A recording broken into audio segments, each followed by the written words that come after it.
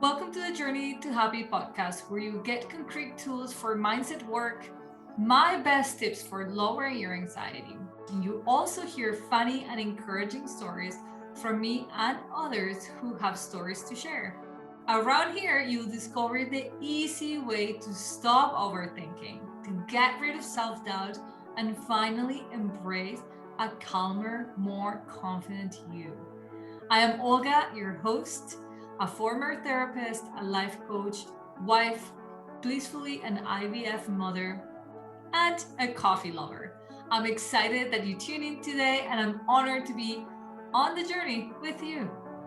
Hey guys, welcome to another episode of the Journey to Happy podcast. I am Olga, your host, and today I want to talk about something that's been running around in my mind for quite some time. And last night I had a great conversation with somebody who you will listen to in this podcast talk about money mindset. And it just, all this information collided together and made me want to come here and talk about the importance of investing in ourselves.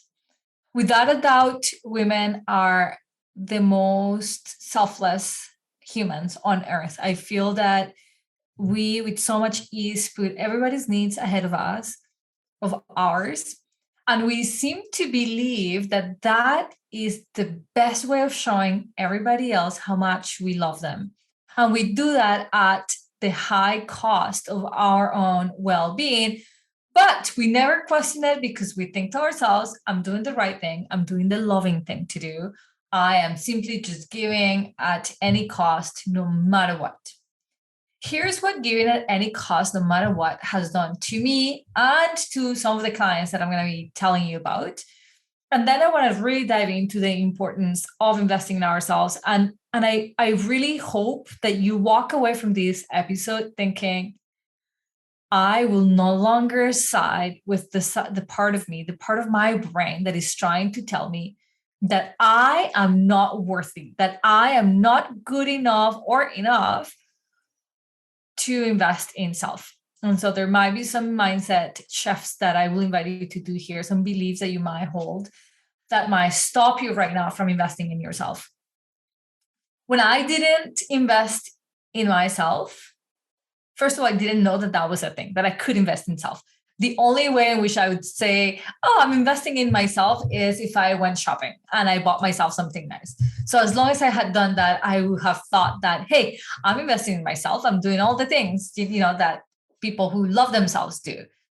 And as long as I was not using anybody else's money, I was still, paying my bills and doing all things that I felt that that was a good use of investing in myself.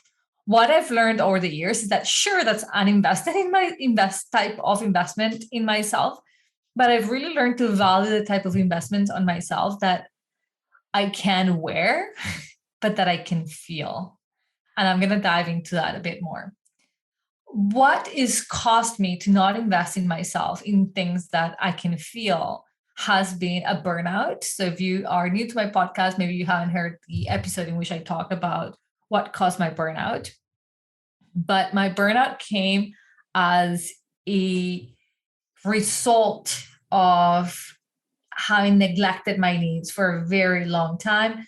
And I would say that that was due to having had just nobody modeled for me before what investing in self was. And that I really did understand that loving and caring for others meant ignoring my needs. I would time after time say, yeah, I'm the last one on my list. It's always that way, but that's okay. Like I made that my normal and my okay. And I was in my early 20s. I was actually 24 years old when I went into a crazy burnout. I had started working as a child protection worker and I was there to save the world. And so I was a super dedicated worker. And the better I worked, the more cases I got, the more complex cases I got. My ego loved it. But I worked incredibly long hours. I wouldn't eat. Like I wouldn't even take the time to invest in taking a break and eating lunch.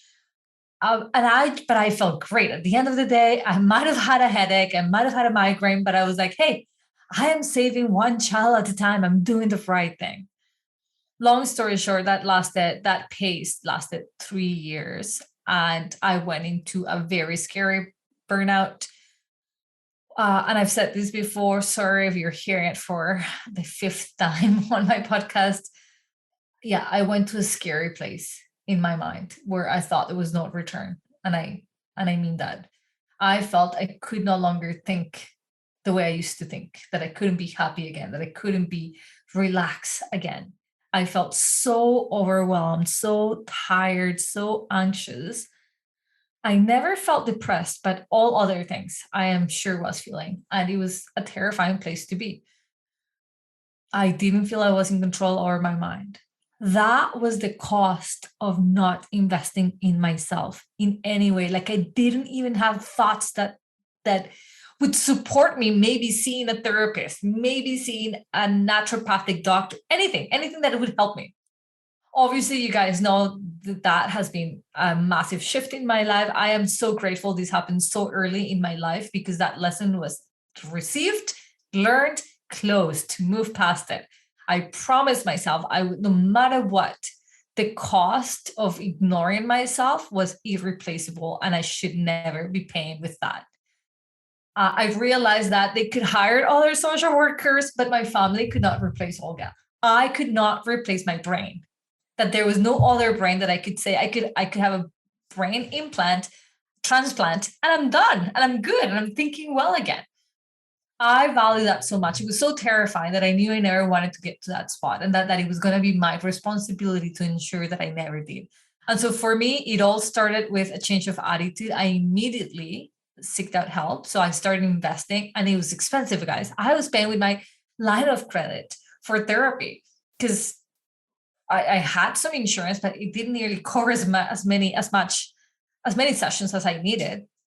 And I remember the therapist saying, like, oh, if you want to do that, it's going to cost you this much. And I was like, looking at her like she had two heads. It does not matter to me what the cost is. What I'm paying right now is with my own mental health. And that I can never replace.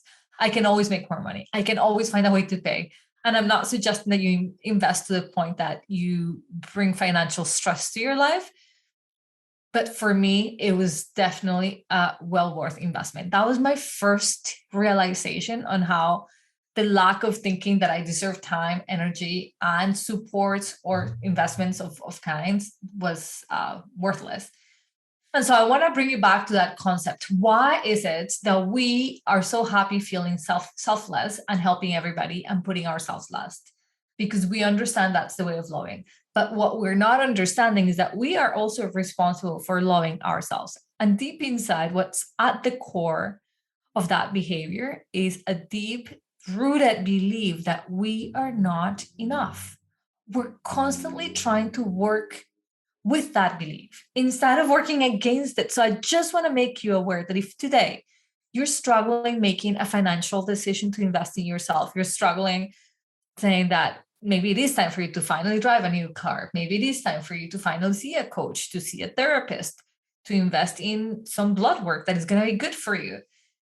That fear is coming from a belief that you're holding that you are not good enough. And I want you to stop it and to challenge it and to not let your brain trick you into believing that somehow that money invested in you is wasted money, or to have the worry of, if I invest this money, it better work, I better have some shown results. I recently opted to some blood work that is not covered by our healthcare here in Canada. We're lucky that it's a public healthcare and that most things are covered by our taxes. But this one thing I looked after, and it was a very complete panel of blood work that I intentionally requested to be done by my naturopathic doctor. And I wasn't thinking of the price as I don't normally anymore, because if it's my health, there is no cost to my health. I want to know. And then I had to pay, and the lady says is $998. I was like, I'm sorry, what? What am I paying? So the blood work was very expensive. And I noticed that my brain wanting to say, is it really needed? Do you really need? Is it that bad? And I meet like, because I've been doing this work now for so long, I'm 39. I started this work at 23. I caught it as it was happening. I caught what the part of my brain that doesn't believe that I'm good enough or enough wanted to say. And I immediately stopped it and I said, it's my health and that's priceless. And I will go through any extent to ensure that I am healthy. And after I did the blood work, the very expensive blood work, I even had the stupidest of thoughts thinking, oh my God, I hope something comes up in those in the blood work so I can justify having spent that much money. Hold on with me for a second here. I went to do something for my health to ensure that I'm healthy. And once I was asked to pay, I began wishing that there was, in fact, something wrong with me so that it was justifiable that I spent that money. Are you following this? I'm doing this for my health. And once I have to pay, invest in self, I begin to look for for a reason to hope and wish that I am actually unhealthy so that the $900 seems well justified. Obviously, it's a mindset that I will continue to work on for the rest of my life. And maybe that is you. And maybe for you, it's taking even more space than that. Maybe it's not allowing you to make one first step towards signing up to the gym or to having a personal trainer because you're thinking like, who am I? Who am I to be spending this much money? Listen, guys, the information, the resources, the wealth of knowledge that we can get and earn from investing in ourselves is like no other. And this thing I have learned, the more we invest in ourselves, the more we get, the more we grow, the more dedicated we are to that investment. So let me just put you through this example. I've recently experienced it. My lowest ticket offer that used to be $97 to be coached by me and have one call with me as a group, plus mindset videos inside the membership I used to have, was the hardest sale to make. People were like, I don't know. Do I want to spend $97? Maybe. What if I don't use it? I'm spending $97. And I'm thinking, are you looking at all of what those $97 is buying you? It's incredible support all around it. Some of my best lines of support dedicated to you for less than $100. And those, so some people walk away because almost like it was too good to believe, right? And so minimum investment, what am I going to get out of it? We intuitively know if we invest little, we get little. Not from the service offered, but we with our attitude. We're like, I'm not going to put that much time and effort. How many of you pay for a gym membership that might be like 20 or $60 a month? And you just don't show up because to you, it's like, it's not a big deal if that's what I'm losing. The people that did invested $97, out of the, I don't know, many that were in the program, only a very few would show up to all the things and would do all the things. Only a few of them used the investment wisely. The majority of them didn't. Again, they didn't pay much. The level of investment wasn't great. Who do you think received the most results? The person who paid made the most, who maybe those $97 were all they could afford. And so that was a lot of money for them. And that they showed up to every call and they watched every video and they did every journal and they asked all the questions and they took advantage of the sessions with me. Those ladies saw significant results. I know for my own self, I am a member of a membership that teaches me marketing strategies at $37 a month. I've showed up to like 3 calls out of the last 6 months. And I keep it in my head, oh, I know it's there, so I'm going to show up. But for the coach that I'm paying $2,500 a month, you bet I don't miss a call. I'm there and I get the most out of those sessions. Why? Because I am paying what I think is a great investment. And when I begin to pay and think, okay, this is a big investment, I already invest so much more out of my mind and time towards that investment. So I want you to think about that. How are you with your investments and what happens energetically to you outside of the investment?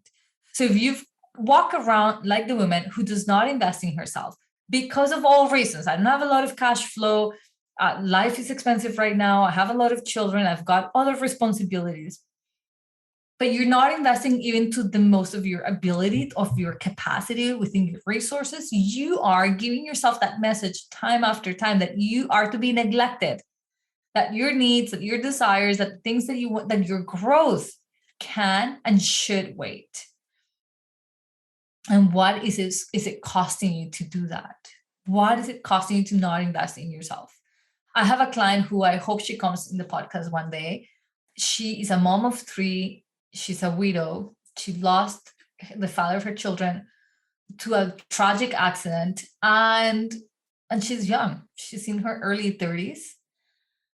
And so she went down from having spousal support, childcare support to none, just her income. And she joined my Becoming the CEO of Your Own Life group coaching program.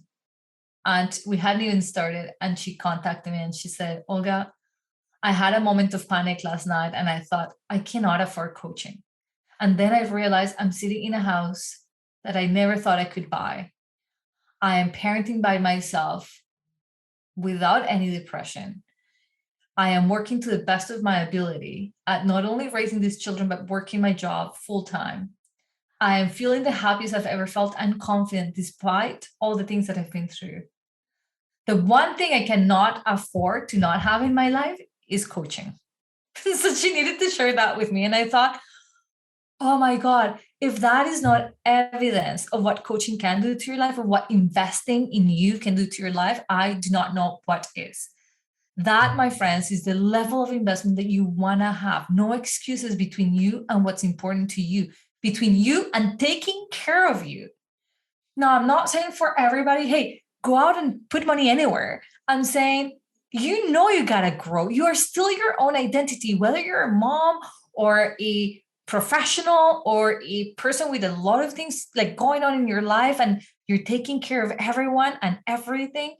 Where are you taking care of you? How are you investing? Most importantly, how are you redefining the concept that you are not enough? Because that is every single one of our own personal responsibilities. We all carry a level of that limiting belief that we're not good enough. And so I want you to be like this client of mine. I want you to be like this Olga at 23 who said, screw that. I'm not going to be the person who work herself to death, literally, or who care for everybody to know without any personal responsibility of my own well-being. I knew I had dreams. I wanted to be a mom. I wanted to own my business. I wanted to live a long life. And there was no way I could do that happily and in a healthy body and mind if I was not investing in myself. Now, I want to fast forward you to the time I thought of finding my first life coach. And so I was already an executive in the executive office of the organization that I used to work for in my dream job. And it turned out that it wasn't so dreamy after all. Once I was there, I'm like, I don't really love this job. And I started searching high and low for a good match for life coaching. I had done the therapy and I was done with therapy. I had healed. I had talked out my past, my traumas. I was ready to just become accountable. I had a target. I want to open my business, but I don't know exactly what it is. And I just needed coaching. So I found this woman online. She gave me 30 minutes for free. And right after those 30 minutes, or throughout those 30 minutes with just simple questions she asked me, I saw Olga's way. I imagined it. I saw it. I'm like, oh, I know what my business is going to be. I know how I'm going to be supporting people. I hang up that call and I realized the potential that was always inside of me, ready to just be asked the right questions, ready to be kept accountable and to be guided to a space that I would have never been able to do by myself.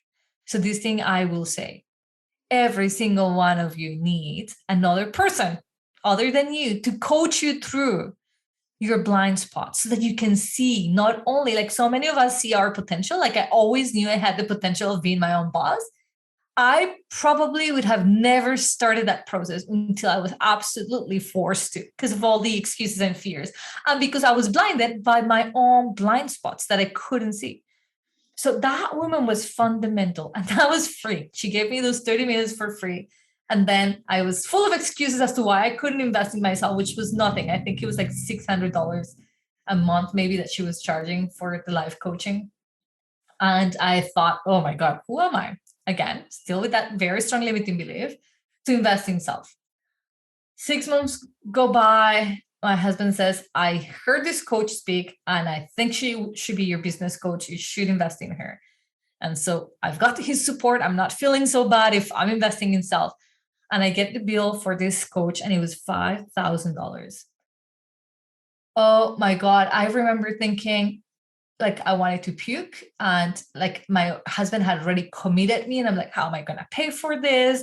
Who am I? Like, all the reasons, all the excuses, all the fears why I couldn't invest that money. But she was a life coach, and I thought, okay, sorry, a business coach, and I thought, I want to get a better idea of how to do this, and I invested, and it turned out to not be the best investment in the way I thought it would be. I wasn't ready for her, and that's that's her bad. She should have known that I wasn't ready for her, but she definitely wanted those $5,000, so she took me in. But I did learn something through that experience. First and foremost, I learned that coaching was incredible, because I noticed, even though she wasn't the right match and she wasn't teaching at the level I needed, I showed up to those calls. I learned from those calls. I had a level of commitment that I didn't have before, where I was like, yes, this person keeps me sharp. And then I also learned through her that whenever I became a coach, I was never going to disservice people by accepting people who I knew were not ready for my level of coaching. And to this date, when you go through my application process, which is rigorous, and I ask a lot of questions, and then we talk on a call and I get a sense of who you are and what you're looking for, I will give you an honest assessment. And if I think that what you need coaching on is not what I coach on, I will never take you as a client. I will refer you and I'll explain to you why that is.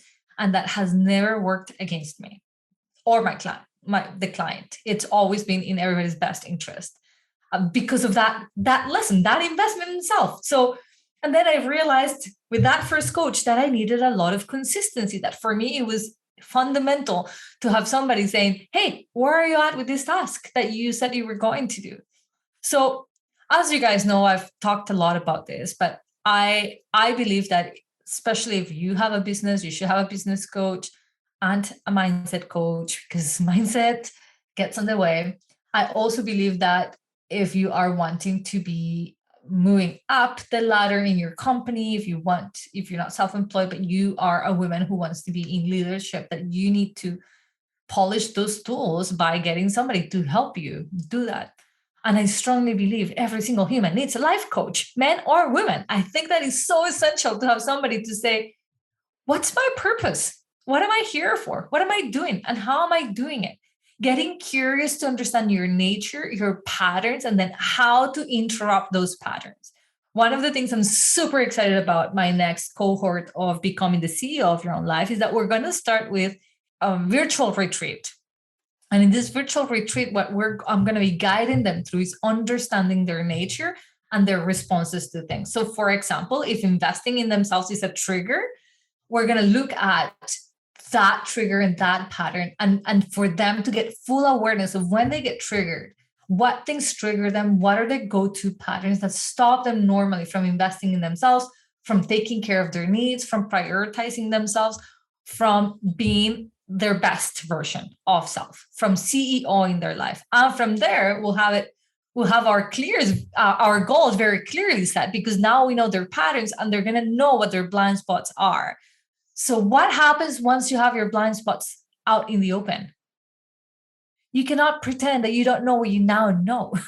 So the work still is work. You're still intentionally moving towards reassembling how your brain functions, but it's so much easier once you're not hitting a blind spot and not even noticing it. That to me is the greatest value of having somebody coaching you. And one of the reasons I absolutely love coaching is because I love being the blind spot person for people and saying, hey, you haven't seen this, but you tend to react this way. And they are so thankful. Most of the time my clients come back saying, like, you are so spot on. That is exactly what I do. And I had never become aware. And that awareness serves you as power. So all of this to say, get yourself a coach. It could be the single most important way to progress, to grow, to learn, to prioritize yourself, to get out of the bus of I am not enough, And if it's not a coach where you need right at this moment, who or what kind of investment can be the next step for your growth? Personal, professional, spiritual. What is more urgent for you right now? How can you keep yourself accountable to that growth for your light to shine as bright as possible? Listen, when I was in school, I went to a private Catholic school. Before the first communion, which was mandatory, we had to do it. And quite honestly, I was happy to do it because I had been raised Catholic. I had to do a confession. You had to confess. And the priest that came to the school was the one who was doing our first communions. I got to go in, and I realized that he's blind. He was blind. And so one of the things he asked was that we placed our hand on top of his. He just wanted to hold my hand. So I'm sitting there, he's holding my hand and he's asking me questions and we're talking. And like, I share my sins, which I don't know what they were. I fought with my brother, and I don't know, I talk back to my mom. And the end of the session comes and he tells me, Olga, if we never encounter each other again, I want you to know this. You are light in a dark room.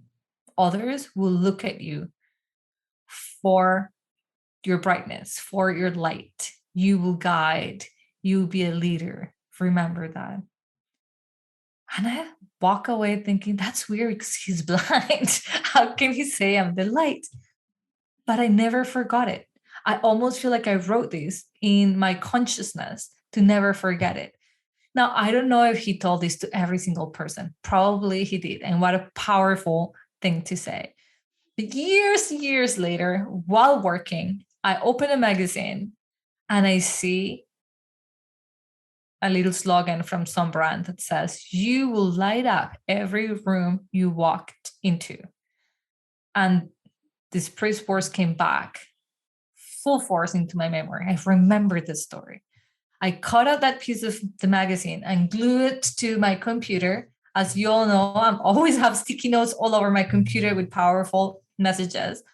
Well, that one was with me for 5 years, like attached to my computer screen. And I became a public speaker, and I became a provincial trainer for social workers, and I became a wedding officiant. I lost my fear of public speaking. Now I'm doing a podcast, and I continue to speak in front of hundreds of people at events as a speaker, get paid for it, because I remembered what this guy said.